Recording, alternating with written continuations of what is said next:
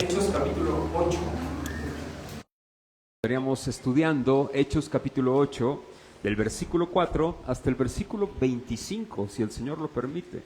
Hechos capítulo 8, por favor, versículo 4 al versículo 25.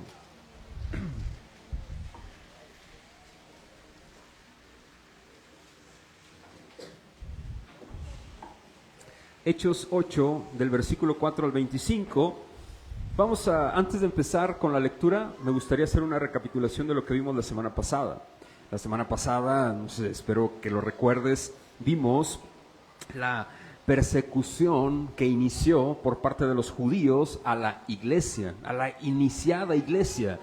¿Por parte de quién? De Saulo de Tarso. No sé si lo recuerdas. Este Saulo es el Pablo que nosotros conocemos, ¿no? Y es alguien muy popular dentro del ámbito cristiano. El apóstol Pablo, que era antes Saulo, empieza esta persecución por parte de los judíos. Esta persecución viene por parte de los judíos, no viene por parte de Roma todavía. Y esto es importante, ¿por qué? Al iniciar esta persecución de manera providencial, Dios permite la persecución.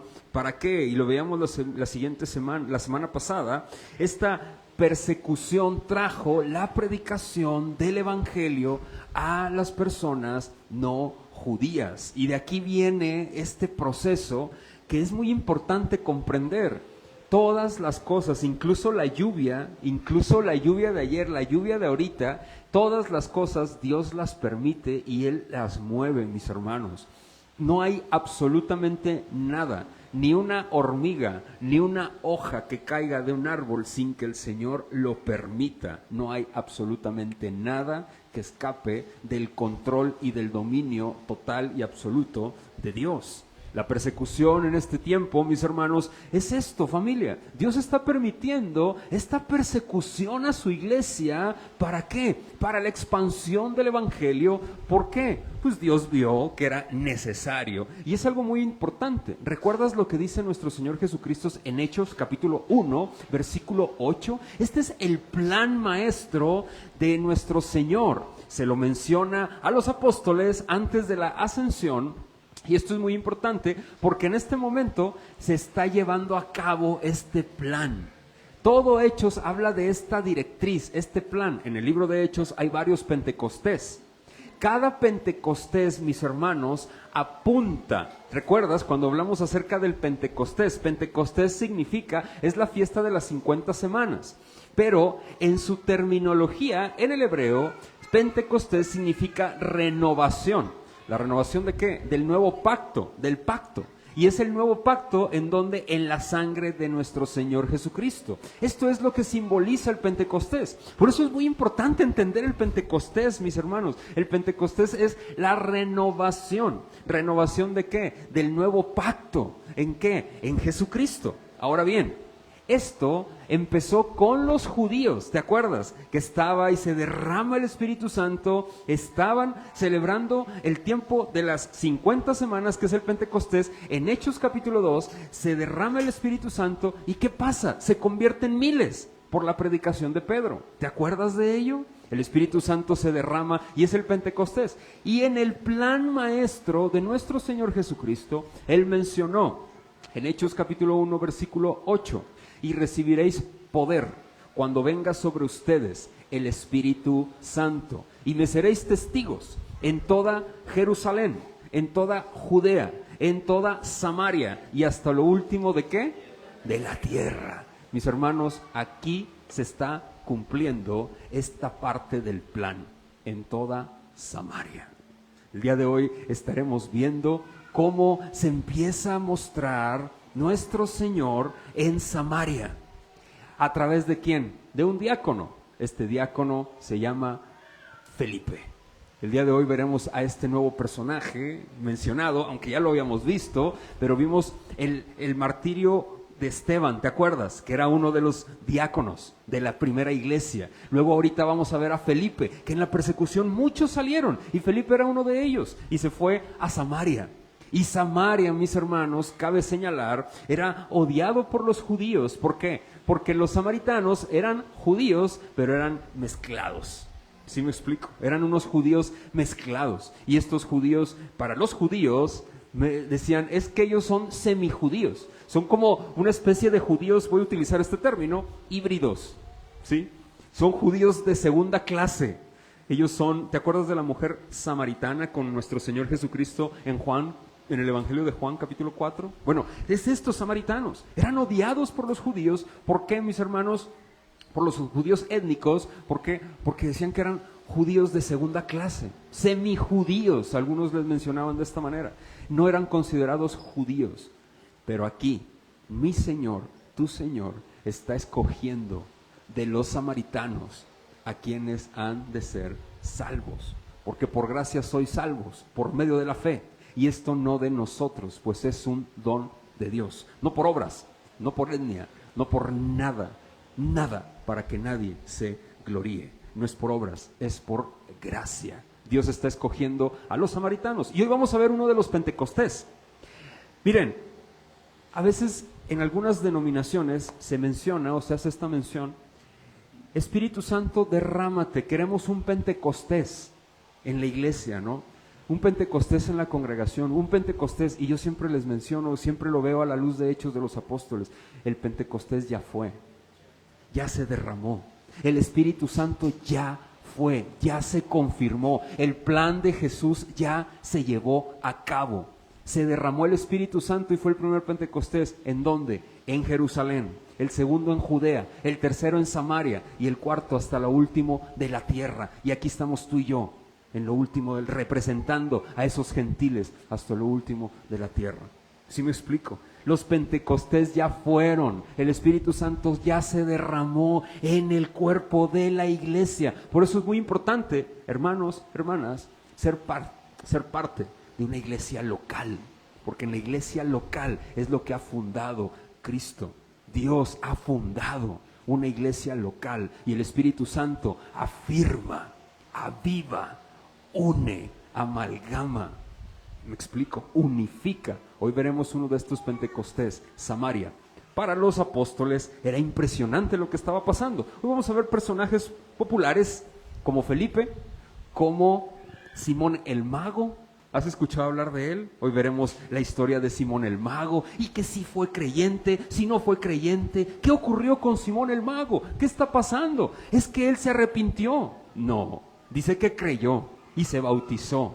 Y vamos a ver qué es lo que está pasando con Simón el Mago. Porque hay personas en las congregaciones, no sé si tú lo sabías, pero no todo el que dice Señor, Señor, dice Jesucristo, entrará ¿en dónde? En el reino de los cielos, lo dice nuestro Señor en Mateo capítulo 7. Ahora, esto es importante para ti y para mí, porque hay personas que viven en la iglesia o que están en la iglesia y que están engañados y no son cristianos y aparentan ser cristianos. Son lobos vestidos de ovejas. Hoy vamos a ver este tema que es muy interesante. El Pentecostés, uno de los Pentecostés en Samaria, y estas ovejas, entre comillas, que pueden parecer, estas personas más bien que pueden parecer ovejas, ¿sí? Vamos a leer, por favor, en Hechos 8:4. Sígueme con tu vista en tu Biblia, hasta el versículo 25. Pero los que fueron esparcidos iban por todas partes anunciando, ¿qué dice?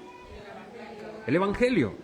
Dice, entonces Felipe, descendiendo a la ciudad de, ¿dónde? Samaria, les predicaba a Cristo. No predicaba otra cosa, a Cristo. Y la gente unánime escuchaba atentamente las cosas que decía Felipe, oyendo y viendo las señales que hacía. Porque de muchos que tenían espíritus inmundos, salían estos dando grandes voces, y muchos paralíticos y cojos eran sanados. Así que había gran gozo en aquella ciudad. Pero había un hombre llamado Simón, que antes ejercía la magia en aquella ciudad y había engañado a la gente de Samaria haciéndose pasar por algún grande. A este oían atentamente todos, desde el más pequeño hasta el más grande, diciendo, este es el gran poder de Dios. Y le estaban atentos porque con sus artes mágicas les había engañado por mucho tiempo. Pero cuando creyeron a Felipe, que anunciaba el evangelio del reino de Dios, el nombre de Jesucristo, se bautizaban hombres y mujeres. También creyó, ¿quién dice? Simón mismo, y habiéndose bautizado, estaba siempre con Felipe, viendo las señales y grandes milagros que se hacían, y estaban atónitos. Cuando los apóstoles que estaban en Jerusalén oyeron que Samaria había recibido la palabra de Dios, enviaron allá a Pedro y a Juan, los cuales, habiendo venido, oraron por ellos, para que recibiesen el Espíritu Santo, porque aún no había descendido sobre ninguno de ellos, sino que solamente habían sido bautizados en el nombre de Jesús. Entonces les imponían las manos y recibían, ¿qué?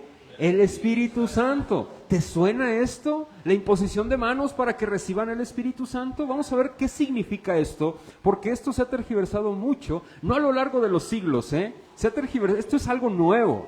El imponer manos y el llamado al altar es algo nuevo relativamente en la historia de la iglesia. Esto no es algo histórico.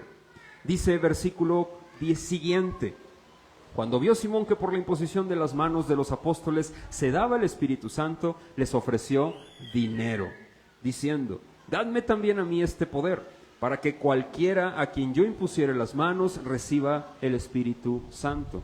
Entonces Pedro le dijo: tu dinero perezca contigo, porque has pensado que el don de Dios se obtiene con dinero.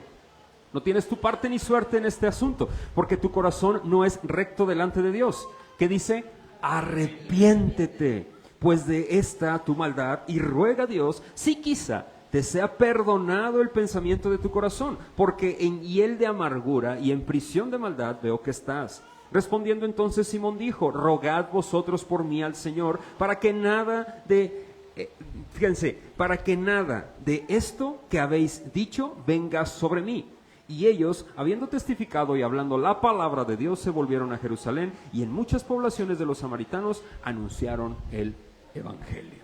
Esta es la palabra que estaremos estudiando el día de hoy. Ahora, quiero mencionar lo siguiente, familia. Aquí, dos puntos en el esquema de mi sermón. El último me lleva a mis conclusiones. El primero es Felipe y Simón el mago, del versículo 4 hasta el versículo 13.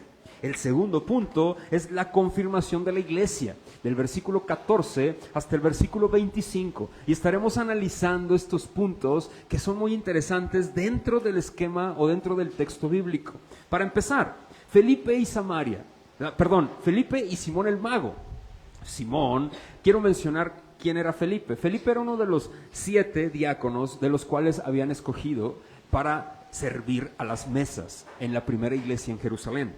Estos, al momento de la persecución por parte de Saulo, que fueron esparcidos.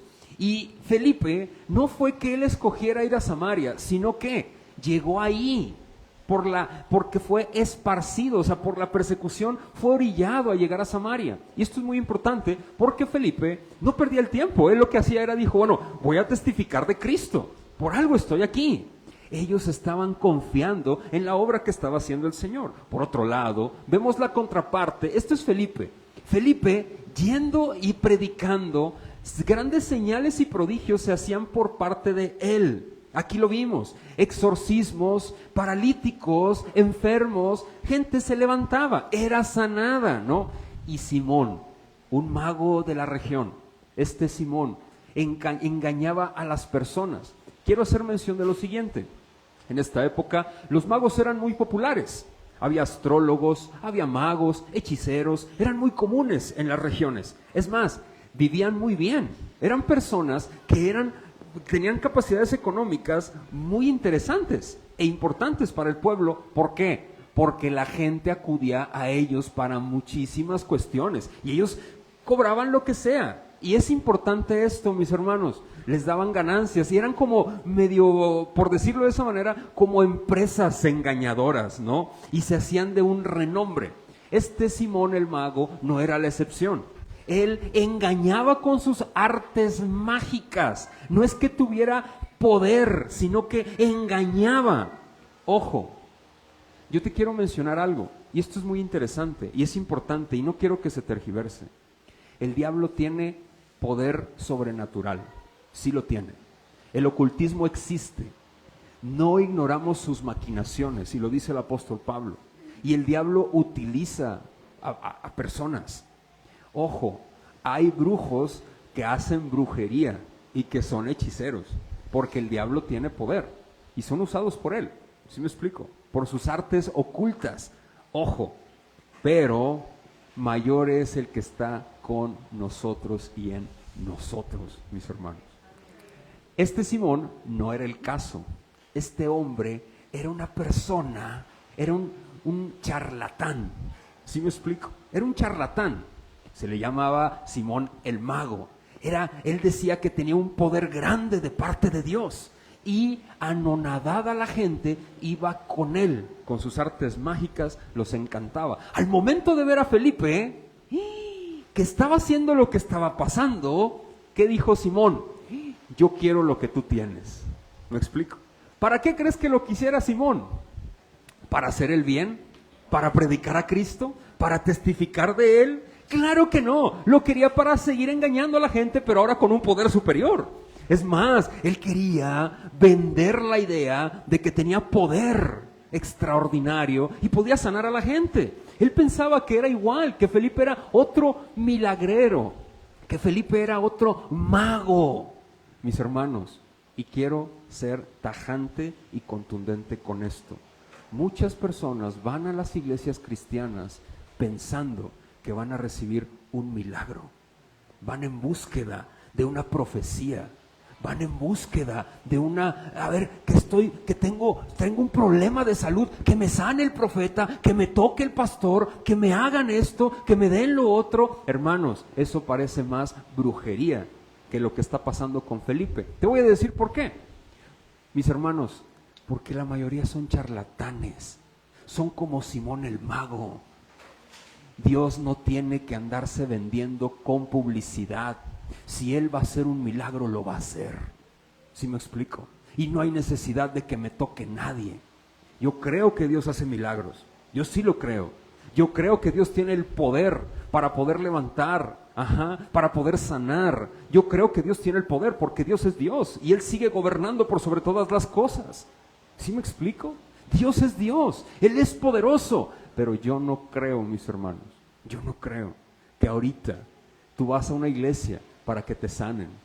Lo mismo que si vas con doña Chonita. Perdón, no sé si hay aquí alguien que le digan Chonita.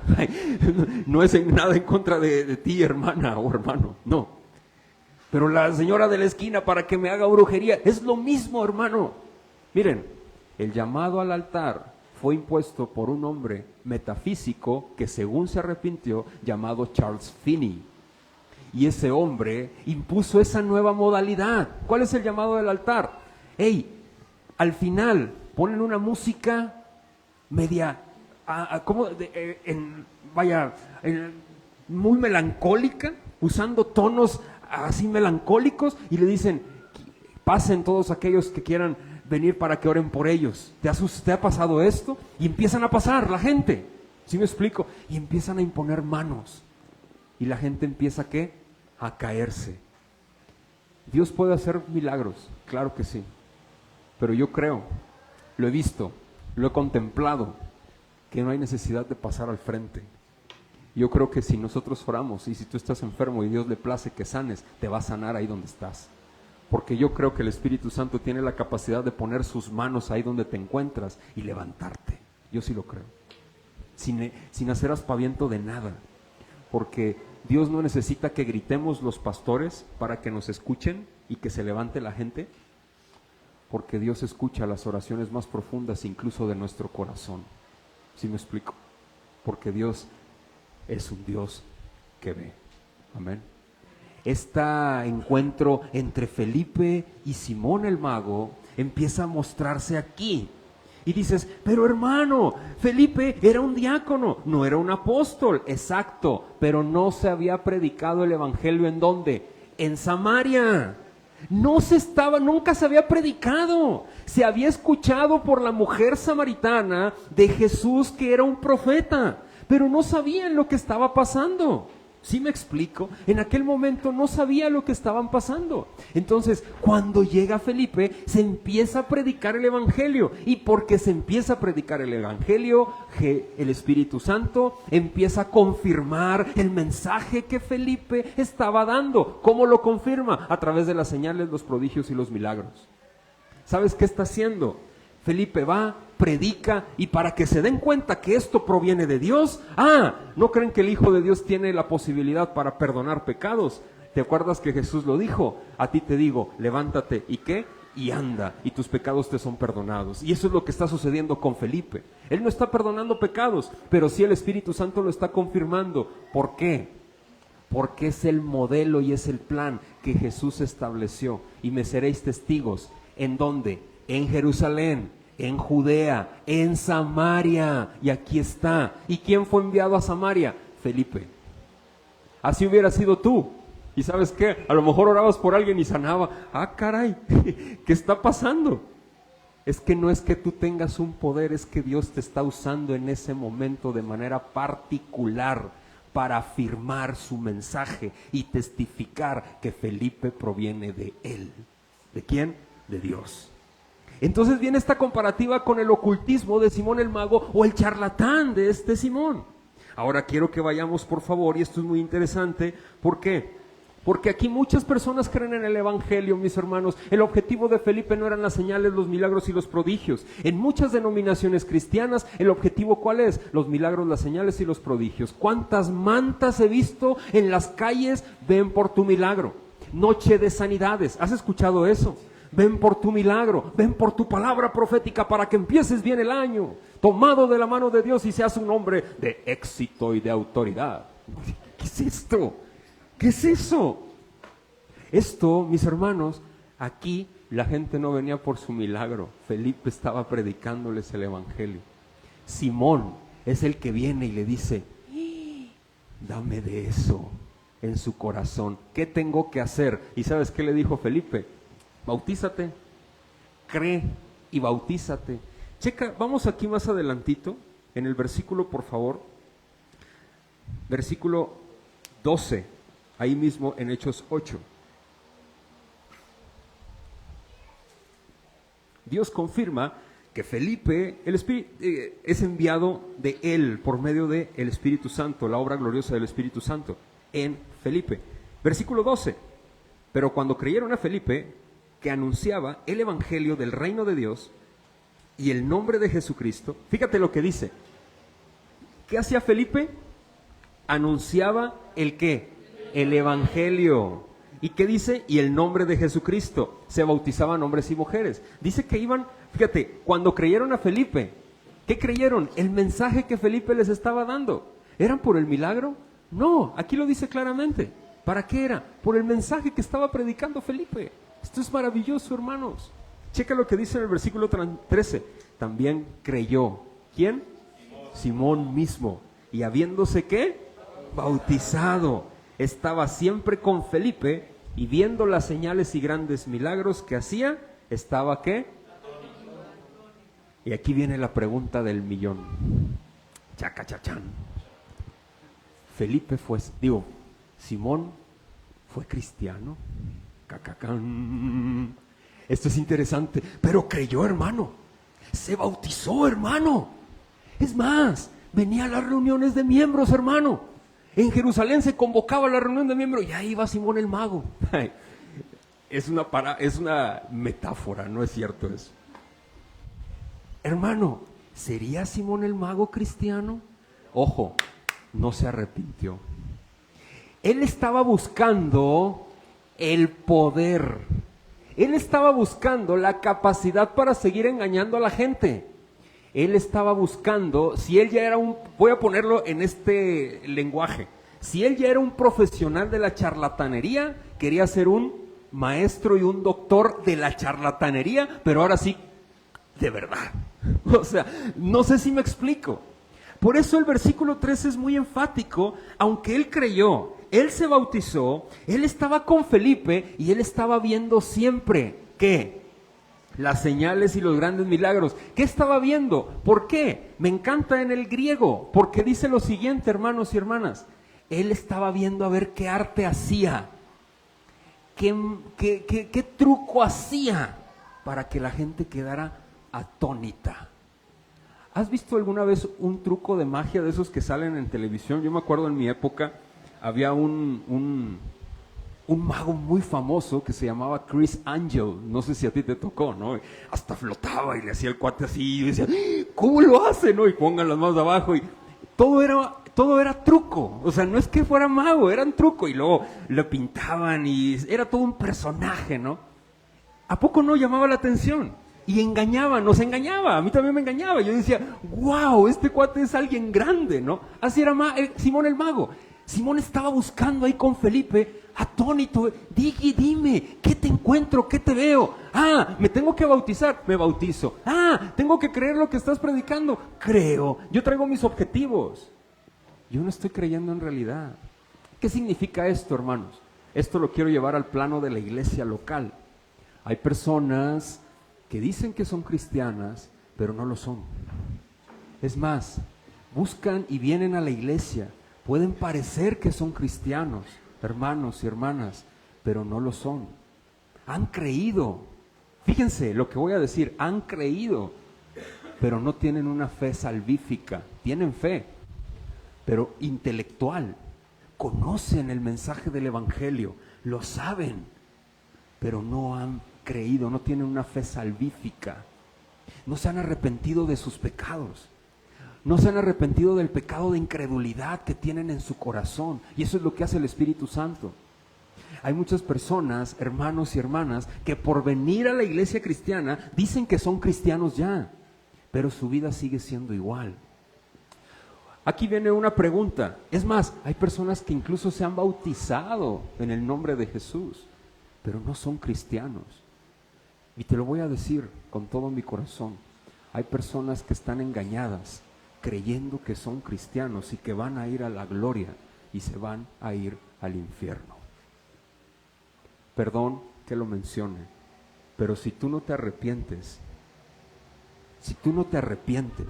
y crees, hermano, hermana, no hay otro camino para la salvación. Y te lo digo con todo mi corazón. Y estoy hablando con la verdad.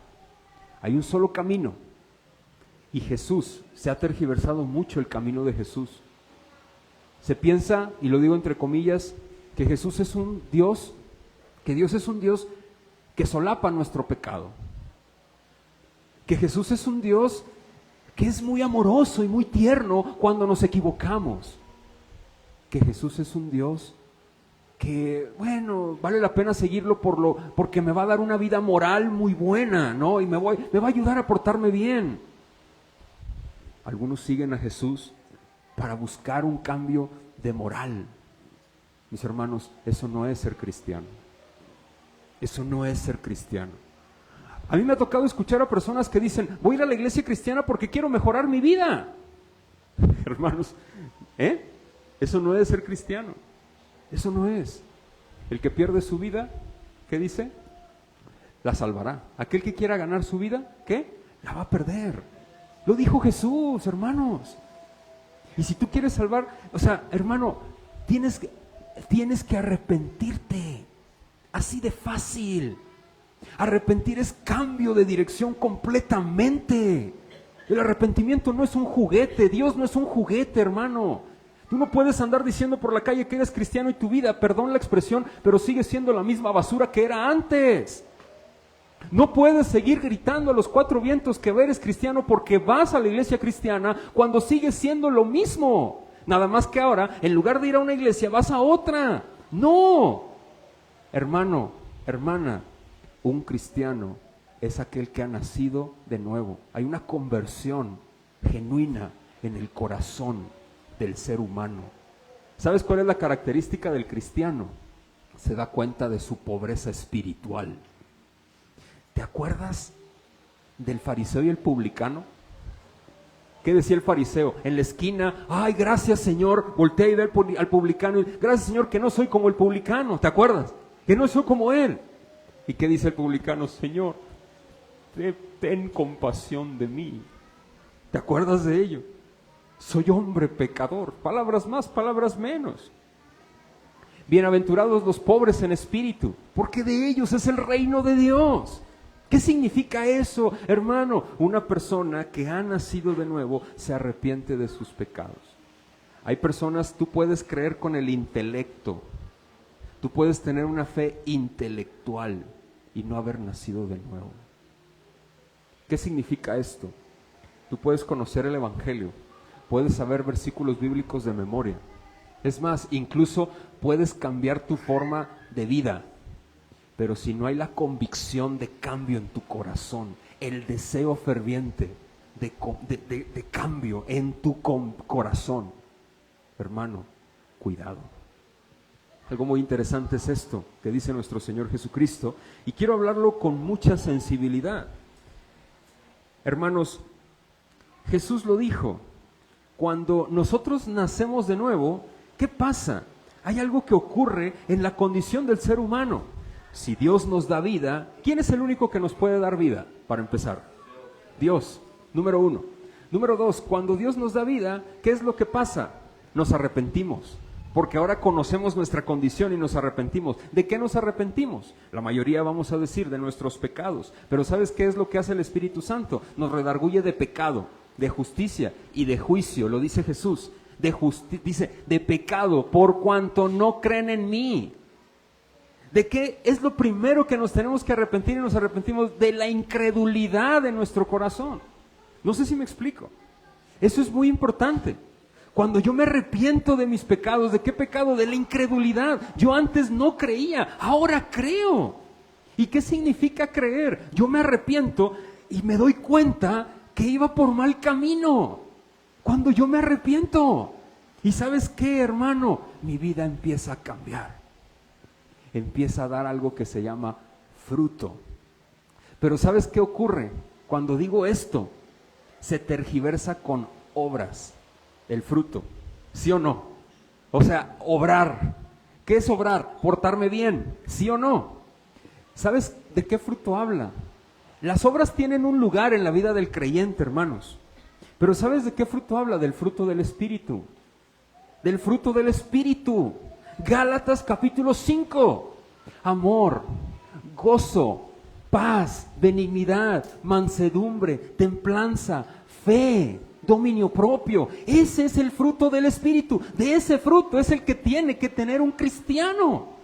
Es un fruto. Brota solo. No es una obra. No es algo que tú te esfuerzas. Es algo que produce el Espíritu Santo en ti.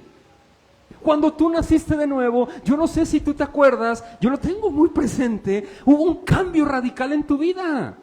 Familia, hubo un cambio. Para empezar, el primer fruto que brota, sin necesidad de que alguien te lo diga, ¿sabes qué es? El amor. El amor agapao. Y empieza a haber una transformación de adentro hacia afuera, que no comprendes ni yo. Esa es la obra sobrenatural del Espíritu Santo. ¿Sí o no? Ese amor, que es el fruto del Espíritu, va a empezar a traer obras, acciones. Sí, ahí es donde entra tu fe. Está dando testimonio por medio de las obras. Lo dice Santiago. Muéstrame tu fe por las obras. Si tú dices que tienes fe y crees en Dios, muéstramelo con tus acciones, porque hay fruto en ti. Alejandro, pero es que es un fruto. Brota. Conforme más pegados estemos a nuestro Señor Jesucristo, lo mencionaba ahorita en la charla que tuvimos de nuevos miembros, de miembros. Lo dije, hermanos. ¿Qué es? Esto es importantísimo. Menos de Alejandro Flores, hablando de mi persona, y más de Cristo. ¿Sí me explico? Yo quiero parecerme menos a Alejandro Flores. Yo no sé si tú te quieres seguir pareciendo a la persona que tú eras. Yo me quiero seguir pareciendo más a Cristo. Eso es el fruto. Brota. Jesús, por excelencia, el fruto del Espíritu, brillaba. ¿Me explico? Brillaba. El fruto del Espíritu, Gálatas capítulo 5, lo expresa Pablo ahí en Gálatas 5:22 en adelante. Crucifiquemos nuestra carne. Un cristiano vive para Cristo. Ya no vivimos para nosotros. ¿Qué significa eso? Un cristiano ya no desea más de lo que yo antes deseaba.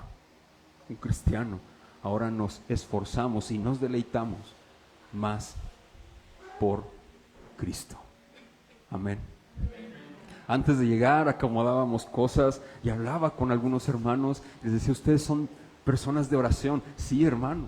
Nos gusta orar en la mañana, nos gusta en la noche y leemos nuestras Biblias. Hermanos, yo no estoy ahí, yo no tengo cámaras en sus casas para ver, mire el hermano no ora, y ver el hermano ora. No, imagínate, que el Señor me libre de eso. Hay hermanos que andan así, haciendo la obra, que quieren hacer la obra del Espíritu Santo. Mejor ora por los hermanos. Ahora, hermano, arrepiéntete. No seamos como Simón el Mago. Simón el Mago no se arrepintió. Claro que no. Pedro lo confronta con su propio pecado y le dice, y él de amargura. Ahorita vamos a ver qué significa eso. ¿Sabes? Es una sola palabra, envidia. Eso significa lo que dice Pedro. Eres un envidioso egoísta. Eso es lo que le dice Pedro. Pedro era fuerte para predicar, duro. En su primera carta habla muy duro y aquí lo está diciendo, tú eres un envidioso, arrogante, egoísta. Tú no quieres en serio que la gente sea salva ni predicar el evangelio. Hermanos, arrepintámonos de nuestro pecado. Quiero ver un texto secundario que quiero que Jesús nos explique esto que estoy mencionando, porque hay gente en la iglesia que puede tener una fe intelectual. Ojo, yo no estoy diciendo que el evangelio no se razone. El evangelio, nuestra fe es razonable. ¿Sí me explico? O sea, el evangelio se razona. Porque luego he escuchado también a personas que dicen, no, tu razonamiento y tu cuestionamiento déjalo afuera. Aquí ven con fe. Y piensan que la fe es dejar tu intelecto y dejarlo allá afuera, olvídate de tu intelecto. No. Nuestra fe es razonable. ¿Sí me explico? Se razona. Yo no estoy hablando de ese razonamiento, yo estoy hablando que hay personas que que tienen una creencia intelectual del evangelio nada más, pero no viven el evangelio y esas personas no han nacido de nuevo. Palabras más, palabras menos. No sé si me explico. Una persona así termina por cansarse del evangelio y dejar todo. ¿Sí me explico? Una persona cristiana, ¿sabes qué hace? Persevera, permanece hasta el fin, no por él, sino porque Dios le ayuda a perseverar y el Señor le preserva a permanecer hasta el final. ¿Sale? Quiero que vayamos al Evangelio de Mateo, por favor, capítulo 13, versículo 18.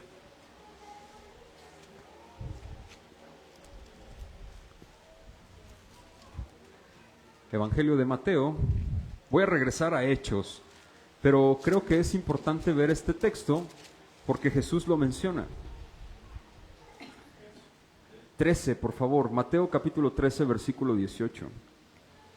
John Owen, uno de los puritanos, el teólogo de los puritanos, así se le denomina, tiene una exposición hermosa hablando de cómo el Espíritu Santo opera con iluminación, con convicción y reforma. Es fascinante. Te recomiendo que busques artículos de John Owen o libros del puritano John Owen hablando acerca de este tema de la vida nueva en Cristo. Es maravilloso, fascinante, ¿no? Fascinante. Versículo 18, por favor, capítulo 13, versículo 18. Oíd pues vosotros la parábola del sembrador. Cuando alguno oye la palabra del reino y no la entiende, viene el malo y arrebata lo que fue sembrado en su, ¿qué dice? Corazón. Este es el que fue sembrado junto al camino. ¿Qué pasa? Aquí hay diferentes tipos de tierras. Yo les llamo así, diferentes personas dentro de la iglesia.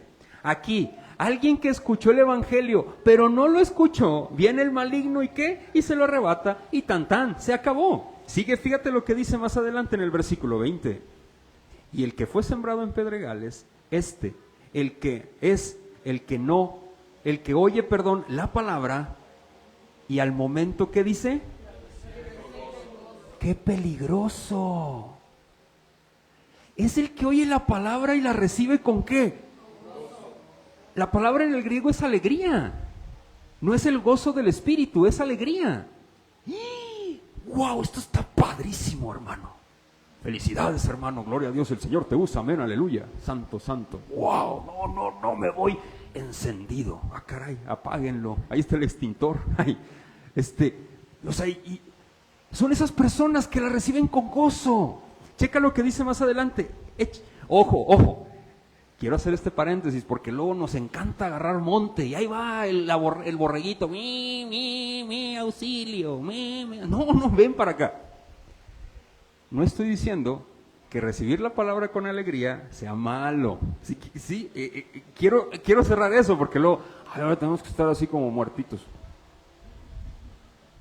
No, o sea, la palabra se recibe con gozo. Está hablando Jesús y dice, aquel que fue sembrado es aquel que oye la palabra y en el momento la recibe con gozo, pero no tiene raíz en sí, sino que es de corta duración. Pues al venir, ¿qué dice?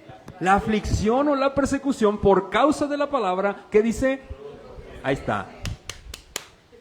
Personas que vienen a la congregación y dicen, vengo por mi milagro, pero viene la aflicción y reciben con gozo la palabra, viene la aflicción, la tribulación, la tormenta, ¿y qué pasa? Vámonos, se fueron, como si existiera, como si hubiera sido el arrebatamiento, ¡pum! ¡Ay, yo me quedé! ¿Qué pasó? Así, ¿no? Y se van. ¿Qué pasó? Son estos, que no tienen raíz en sí. Son los que a veces ves y dices, es que el hermano estaba, hasta yo lo veía bien entregado. ¿Te acuerdas?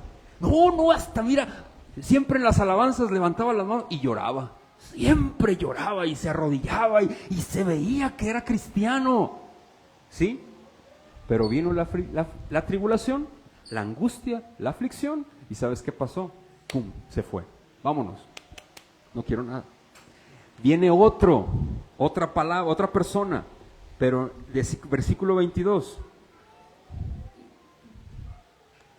el que fue sembrado entre espinos es el que oye la palabra, pero, ¿qué dice? El afán de este siglo, el engaño de las riquezas ahogan la palabra y se hace ¿qué? Fíjate las palabras de Jesús aquí. Checa, fíjate, el que fue sembrado entre espinos, este es el que oye, ¿qué dice? Oye la palabra. Para mí este es el más peligroso. Oye la palabra. Fíjate lo que dice. Y no hay tiempo, pero el afán. ¿Qué es el afán? ¿Tú te has afanado alguna vez por algo? El afán y la ansiedad, Jesús lo dice, esta palabra es la misma que menciona Jesús cuando habla del afán y la ansiedad. Hermanos, esto es bien interesante. Y te afanas, y el afán, fíjate, y dice, de este siglo, y el engaño de ¿qué? De las riquezas. Hay personas que han venido a la iglesia porque tienen problemas económicos. Y el Señor, en su gracia común, les permite que tengan una vida mejor económicamente. ¿Y sabes qué? Se desaparecen. ¿Sí me explico? ¿Qué significa esto? No eran de nosotros. Salieron de nosotros, pero no eran de nosotros. ¿Sí me explico? Qué peligroso. No está diciendo las riquezas, el afán de este siglo. Checa lo que dice, ahogan la palabra y se hace ¿qué? Infructuosa. Y aquí viene los nacidos de nuevo, los convertidos. Mas, el que fue sembrado en buena tierra, este es el que oye, ¿y qué dice? Y entiende la palabra. Fíjate lo que hay aquí. Hay escucha. La fe viene por el oír. Y el oír, ¿por qué? Por la palabra de Dios. Lo dice Pablo en Romanos. La fe viene por el oír. ¿El oír qué? La palabra de Dios. La palabra de Dios, o sea, mi fe no es una fe irracional. Mi fe es una fe razonable, racional. Es una fe que se razona. Es una fe que se estructura. Es una creencia que tiene fundamento, que es real. Checa lo que dice aquí. Y entiende la palabra. ¿Y da qué dice? Fruto. Aquí es donde está la tergiversación. Pensamos que el fruto son ¿qué? Obras. ¿Sabes cuál es el fruto? Esta palabra de fruto es la misma palabra que Pablo utiliza para hablar del fruto del Espíritu en Gálatas capítulo 5. Un verdadero cristiano se le va a notar. ¿Por qué? Porque el fruto del Espíritu va a empezar a brotar. ¿Sí me explico? Un árbol de manzana dará fruta. ¿Cuál fruto dará? Manzana. ¿Sí o no? ¿Tú has sembrado alguna vez algún árbol que dé frutos? ¿Te emociona cuando empieza a dar su primer fruto? ¿Te ha tocado ver eso? Y dices, bueno, pues, la primera vez que lo hiciste, dijiste, ¡wow! Está dando. ¿A poco no te da alegría? Pregunta, ¿escuchaste al árbol que se esforzó? Pasabas y decías, mira, el árbol ya está esforzándose para dar fruto. Mira, sí ya va a dar fruto, pero ¿verdad que no? Hubo un cuidado. No sé si me explico. Y te emocionaste. Hermano, el fruto ahí está. La semilla ahí está. Hay que trabajar. Hay que actuar. Hay que aplicar. Voy a tener que concluir mi sermón. Híjole, se me fue el tiempo. Tiene continuación para la siguiente semana. Pero quiero terminar con esto, hermano. Un verdadero cristiano va a abrazar el mensaje, va a haber arrepentimiento. ¿Arrepentimiento de qué? De que antes era incrédulo y ahora creo, ahora soy crédulo. Va a haber arrepentimiento de mis antiguos pecados, mis pecados me arrepiento de ellos. ¿Has escuchado la frase, yo no me arrepiento de nada, de mi pasado? ¿Has escuchado esa frase? Hermanos, un cristiano no puede decir eso. Yo sí me arrepiento de mi pasado. Es vergonzoso hablar de lo que hice en mi vida pasada. De verdad me da vergüenza. Pero no me quedo en la vergüenza. Le doy gracias a Dios porque Él me sacó, me limpió, me cubrió con su manto de justicia. Por la justicia de Cristo, sus méritos. Ha sido imputada en mi persona un hombre perverso, pecador, que merecía el infierno literalmente. Hablo de mi persona, no hablo de ti. Yo sé que tú tienes tu historia y el Señor la ha transformado por completo. Amén. Y gloria a Dios por eso, porque el Señor ha sido bueno contigo. Misericordia hemos hallado, pero no porque nosotros lo hayamos buscado, porque Él nos amó primero desde la eternidad. Él bajó por amor a los suyos, a morir por nosotros. Él vino al mundo y se hizo hombre por ti y por mí. El amor lo mantuvo en la cruz. Hermano, cada clavo, cada sufrimiento físico de nuestro Señor, cuando dijo, ¿por qué me has abandonado, hermano? Todas las frases, todo lo que estaba viviendo en el Calvario, estabas tú y yo en su mente. Él ya te había visto a ti y a mí. Ya. A un cristiano esto le conmueve y mueve las fibras más íntimas de su corazón. A un cristiano dice, oh mi Señor, te anhelo. Un cristiano dice, oh mi Señor, te amo y deseo que regreses pronto. Un cristiano puede decir, como lo dije la semana pasada, la antepasada, oh muerte, ¿dónde está tu aguijón? Oh sepulcro, ¿dónde tu victoria? Un cristiano verdadero, hay arrepentimiento en su vida. En su vida, no es un sentimiento, es un cambio de dirección completo. Yo voy caminando en una dirección, el arrepentimiento es esto. Lo muestro como ejemplo. Yo voy aquí, en mi camino. Cristo me da vida. ¿Y sabes qué hace? Me arrepiento de mi condición en la cual yo vengo viviendo. Me arrepiento de mi incredulidad. ¿Y sabes qué? ¿Cuál es el camino? Ahora, ¿cuál es el camino? Y me dice Jesús, ven y sígueme. Es por aquí, va. El cristiano va por ese camino. Ese es el verdadero arrepentimiento. Eso es. Y trae la fe, porque el arrepentimiento trae fe. ¿Sabes qué es la fe salvífica? Es la obra del Espíritu Santo. Capítulo 5, por favor, acompáñame a Gálatas y termino con esto.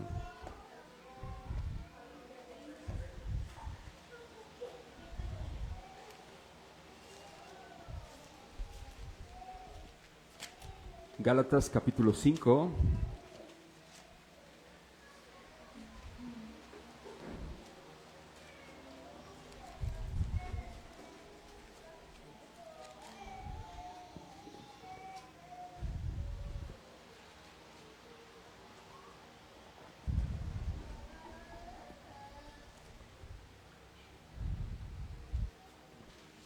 La vida del cristiano no se caracteriza por una vida perfecta.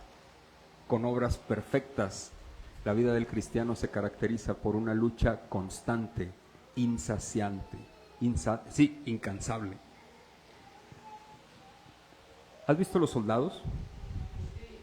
Tal vez algunos de nosotros no hemos estado en la milicia, pero son exigentes, son disciplinados. Nosotros somos soldados de Jesucristo. Y sabes, tenemos que ser disciplinados. ¿Sabes en qué? En perseverar, en avanzar, en caminar. Él nos preserva, Él nos ayuda, pero Él nos da la fuerza para nosotros poder avanzar. Avancemos, hermanos, avancemos, seamos disciplinados. Versículo, por favor, capítulo 5, verso 16. Pablo menciona esto y pone estas dos partes, hermanos. Digo pues, andad, ¿qué dice? Andad en el Espíritu es, andemos como personas cristianas. Lo voy a traducir. Esto es, andemos como cristianos. Y no satisfagáis los ¿qué?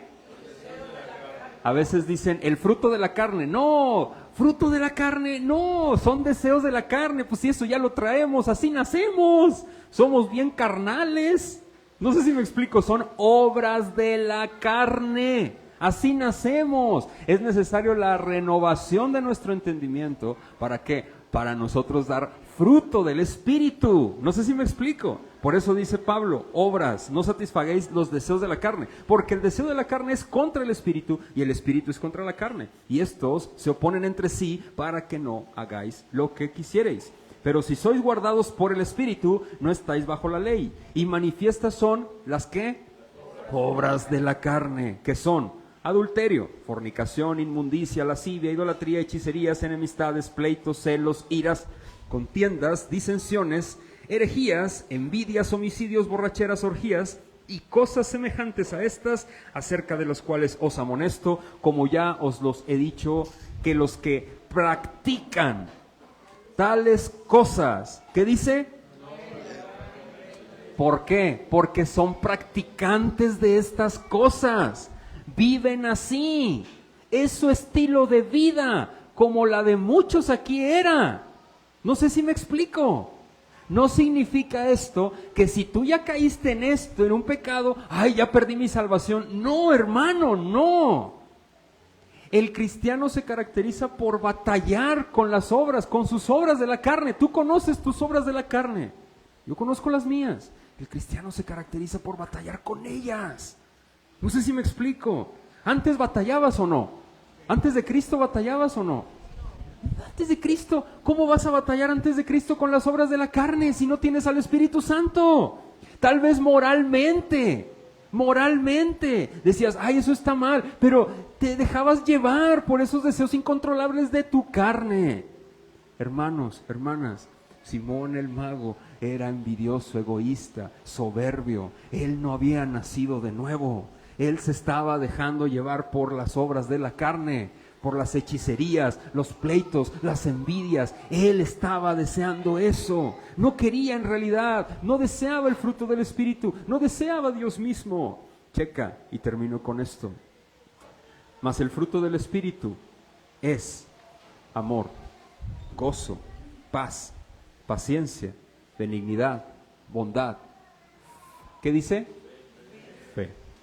La fe salvífica es un don de Dios. Es que no tengo fruto del Espíritu. ¿Tienes fe salvífica? Aquí está. Aquí hay un fruto. ¿Sí me explico? Ahí está. Lo acabas de leer. El fruto del Espíritu. Simón no tenía fruto del Espíritu, no tenía la fe. Tenía una fe intelectual, pero no tenía el fruto del Espíritu, la fe salvífica. La fe salvífica es la que me lleva a mí al arrepentimiento. Es la que me lleva a mí, la fe salvífica, ¿sabes qué hace? Me da a mí la convicción, la certeza de que Jesús es Dios, de que lo que Él predicó es real y es el mensaje absoluto de mi vida. ¿Cuál es? El Evangelio. Que Él murió por mis pecados conforme a ¿qué? A las Escrituras. ¿Que fue qué? Sepultado. Y resucitó al tercer día ¿qué? Conforme a las Escrituras. Eso yo lo creo. Yo, Alejandro, lo creo con todo mi corazón. Y si tú lo crees, hermano, y es el único mensaje que crees como absoluto y crees que Jesús es Dios, tienes fe. Tienes fe. Tienes fe. Fortalece. Fortalece. Dice más adelante, pero los que son de Cristo han crucificado ¿la qué? La carne con sus pasiones y deseos. Si vivimos por el Espíritu, andemos también por el Espíritu. En pocas palabras termino con esto. Vivamos cristianos, hermanos. Vivamos cristianos. Y si tú hay duda en tu corazón si eres salvo o no eres salvo, te recomiendo algo. Ahorita en la oración, arrepiéntete. Arrepiéntete. Y si hay duda, ¿sabes por qué es? Es muy probablemente el Señor te dio vida. Es muy probable que Dios te dio vida y quiere que te arrepientas. Por eso estás escuchando esto. Arrepiéntete, arrepiéntete y cree, cree. Dile, Señor, en esa oración, dile, me arrepiento de mi pecado, me arrepiento de no haber creído en ti, me arrepiento de mi incredulidad. Y en esa oración dile, Señor, yo creo que tú eres Dios. Yo creo en tu mensaje. Yo creo que moriste por mis pecados. Yo creo que Él murió por los míos. Yo sé que Él estuvo en la cruz por mí, Alejandro. Por mí, Alejandro. Un ser inmundo, perverso, hasta la médula, que requería de Él para acercarme a Él, porque solo yo no podía. Arrepiéntete, cree en el Evangelio, cree que Él murió por tus pecados, que resucitó y que la esperanza está firme. Él resucitó y Él vendrá. Amén, amén. Por los suyos, Él vendrá por nosotros. Oremos. Señor, el día de hoy queremos poner en tus manos este tiempo, Señor. Padre, gracias por el mensaje que pudimos ver a través de Felipe y Simón el Mago. Estas dos comparativas, Señor. Gracias. Padre, el día de hoy quiero poner en tus manos nuestro corazón.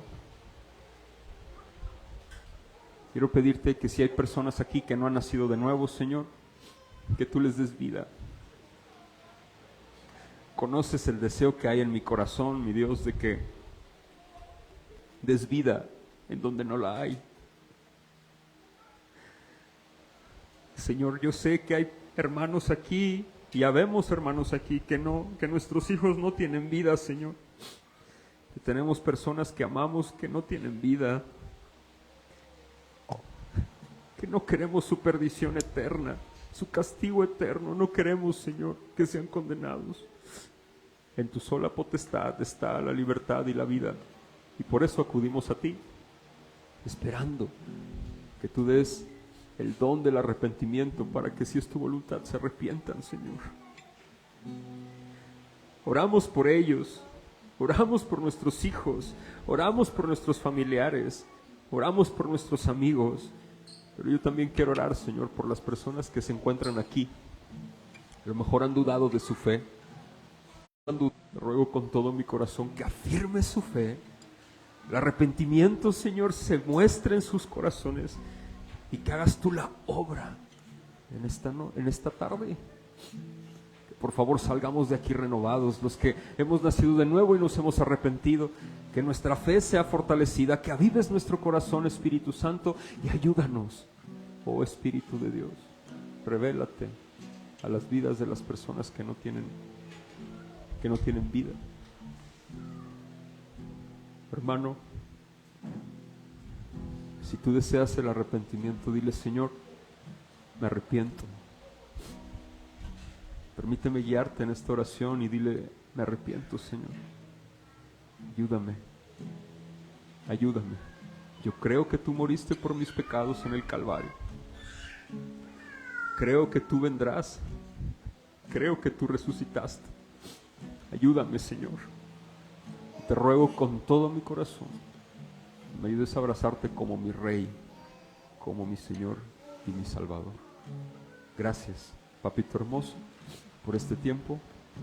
Gracias, gracias, gracias. Amén.